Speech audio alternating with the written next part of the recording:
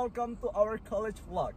Jadi kita sekarang mau menuju ke Kesbangpol, Provinsi Sumatera Selatan. Nah, lokasinya di mana sih, Put? Kita bisa lihat di maps, nanti kita tunjukin di bawah. Tapi lokasinya dekat dengan kantor Gubernur Provinsi Sumatera Selatan ya. By the way, kita kesana tuh mau ngapain sih sebenarnya? Jadi kita mau ngeliat nih seberapa efektifnya pelayanan publik atau salah satu pelayanan publik yang ada di Kesbangpol ini gitu. Oke, jadi kita bakal menguji lah ya. Iya. Maksudnya dengan teori dan realitasnya seperti apa, seperti itu. Wah, Oke. kayaknya bakalan seru tuh. Mantul. Dan guys, ikutin kita terus ya guys ya. Jangan Stay kemana-mana. tune.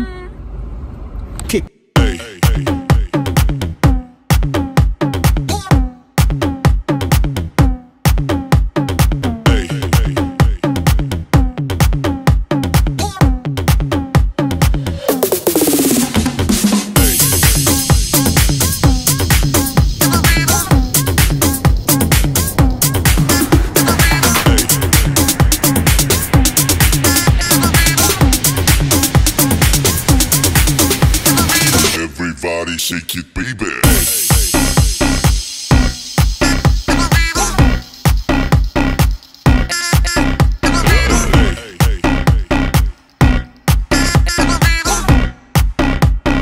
Everybody shake it, baby.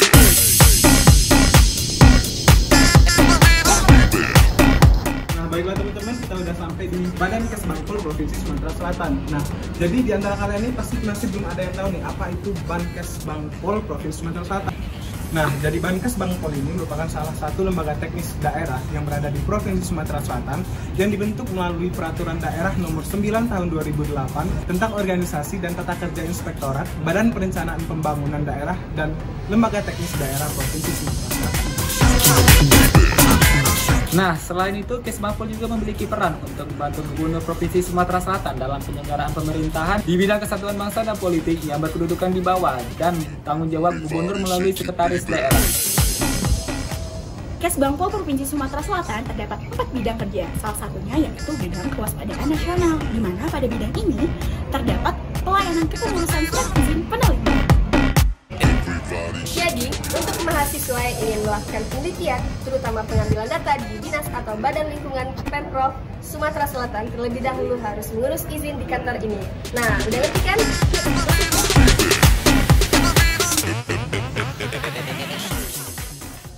Ya, virus COVID-19 lagi melanda nih guys. Jadi kami menaati peraturan pemerintah untuk melakukan physical distancing. Dan kami memilih untuk tidak melakukan wawancara secara langsung, melainkan dengan metode observasi. Oleh karena itu, kami akan melaporkan hasil observasi kami kepada teman-teman melalui animasi berikut ini.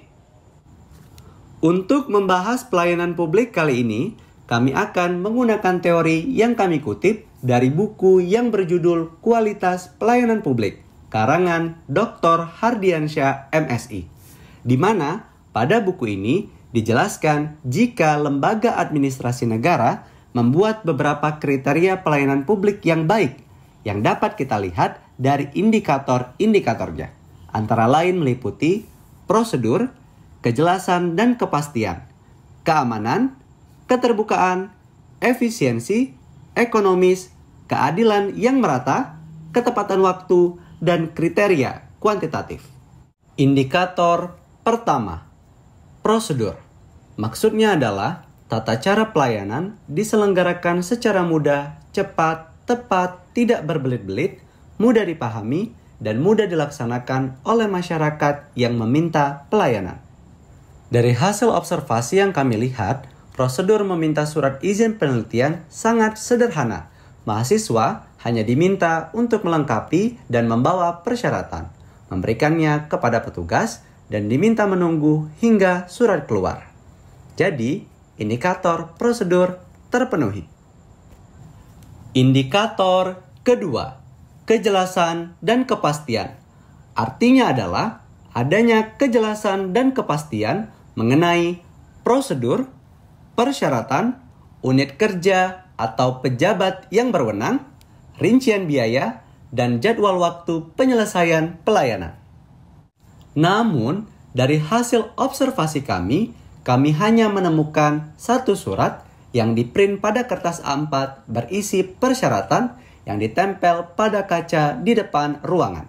Dan kami tidak menemukan bagan prosedur yang berisi tata cara pelayanan, unit kerja atau pejabat yang berwenang, tarif pelayanan, dan juga tidak ada jadwal waktu penyelesaian pelayanan. Oleh karena itu, indikator kejelasan dan kepastian belum terpenuhi. Indikator ketiga, keamanan. Ini mengandung arti proses hasil pelayanan dapat memberikan keamanan, kenyamanan, dan dapat memberikan kepastian hukum bagi masyarakat.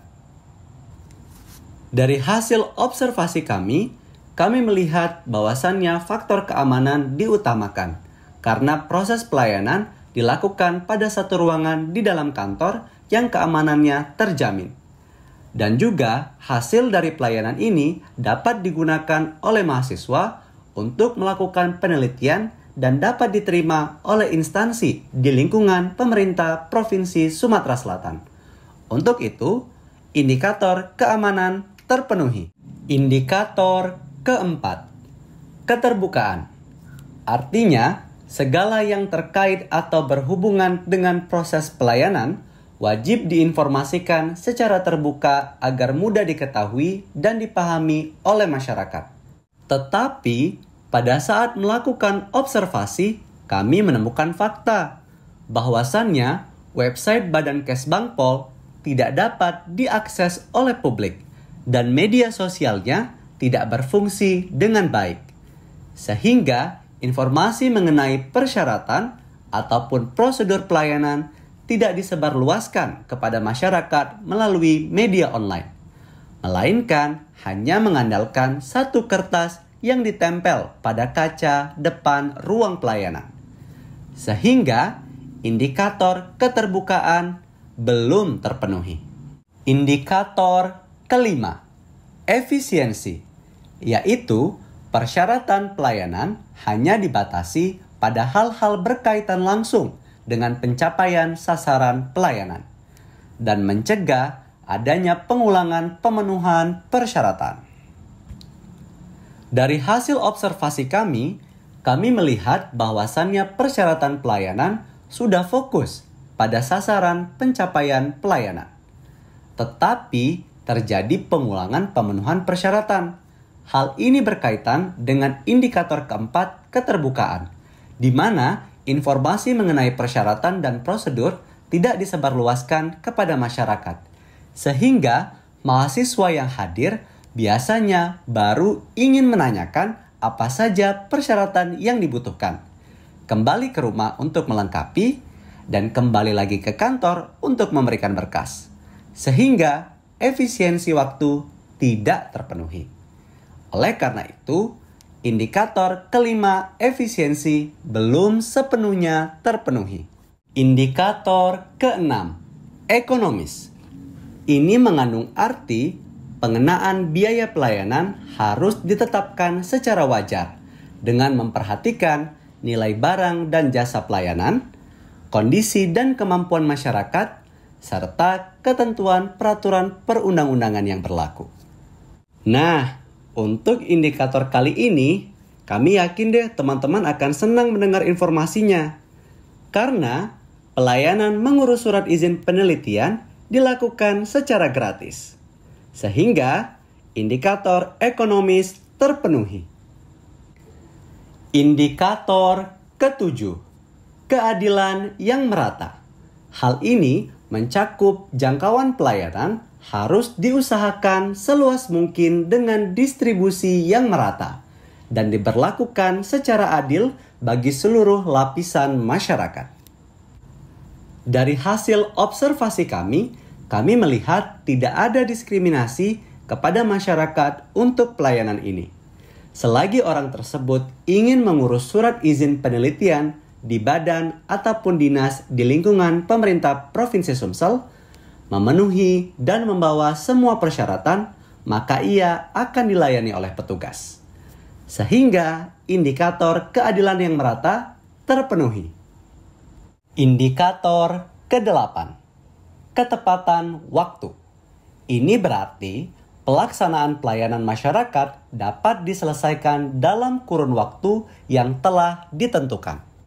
Jika teman-teman masih ingat, pada indikator kedua, kejelasan dan kepastian, kami menyebutkan bahwasannya kami tidak menemukan bagan prosedur, yang salah satunya berisi jadwal penyelesaian pelayanan.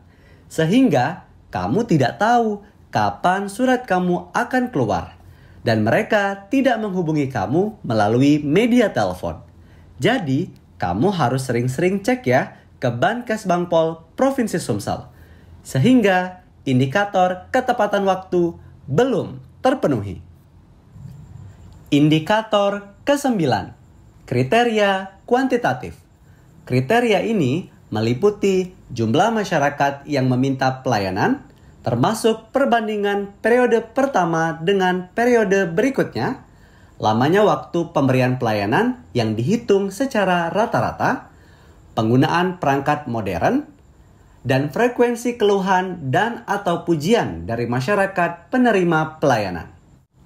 Berdasarkan hasil observasi kami tidak menemukan adanya bagan ataupun tabel yang memberikan informasi berapa banyak masyarakat yang meminta pelayanan ataupun perbandingan dari periode ke periode. Dan mereka belum memiliki SOP yang pasti mengenai jadwal penyelesaian pelayanan. Untuk penggunaan perangkat-perangkat modern, jika teman-teman masih ingat, website mereka tidak dapat diakses oleh publik dan mereka belum menggunakan media sosial dengan baik untuk memberikan informasi kepada masyarakat. Dan juga mereka tidak menggunakan media telepon untuk memberitahu masyarakat bahwasannya surat mereka telah keluar. Dan frekuensi keluhan dan atau pujian dari masyarakat, teman-teman perlu tahu bahwasannya mereka tidak memiliki kotak saran ataupun customer service. Sehingga keluhan dan pujian kamu tidak dapat didengar oleh pegawai. Jadi, indikator kriteria kuantitatif belum terpenuhi. Nah, sudah kita bahas satu persatu nih. Jadi, dari 9 indikator pelayanan yang baik menurut Lembaga Administrasi Negara, hanya 4 yang terpenuhi, yaitu prosedur, keamanan, ekonomis, dan keadilan yang merata. Sedangkan 5 indikator lainnya belum terpenuhi, yaitu kejelasan dan kepastian, keterbukaan, efisiensi, ketepatan waktu, dan kriteria kuantitatif. Dapat disimpulkan bahwasannya pelayanan publik mengurus surat izin penelitian di Bankes Bangpol Provinsi Sumsel belum dilakukan dengan baik. Berdasarkan hasil observasi dan pembahasan kami memberikan 2 solusi yang konkret kepada Bankes Bangpol Provinsi Sumsel guna meningkatkan pelayanan publik. Yang pertama, kantor ini harus membuat bagan yang berisi prosedur atau tata cara pelayanan, persyaratan, unit kerja yang berwenang, dan jadwal penyelesaian. Bagan ini harus dibuat secara lengkap, sederhana, dan informatif. Solusi yang kedua, kantor ini harus mengoptimalkan penggunaan perangkat-perangkat yang modern, seperti website, media sosial, dan telepon genggam. Bahkan, di era digital saat ini, seharusnya mengurus surat izin sudah dapat dilakukan melalui aplikasi loh, sehingga tidak perlu repot-repot untuk datang ke kantor, cukup di rumah, dan gunakan telepon genggammu. Bagaimana informasi yang sudah kami tampilkan? Semoga membantu ya, terutama untuk teman-teman yang ingin mengurus surat izin untuk melakukan penelitian di dinas ataupun badan di lingkungan pemerintah Provinsi Sumsel. Jangan ragu untuk mengurus surat izinmu di Bankes Bangpol Provinsi Sumsel. Terima kasih telah menyaksikan video ini teman-teman. Jangan lupa berikan like dan komentar kamu ya. Gratis kok. Sampai jumpa di video berikutnya. Bye-bye.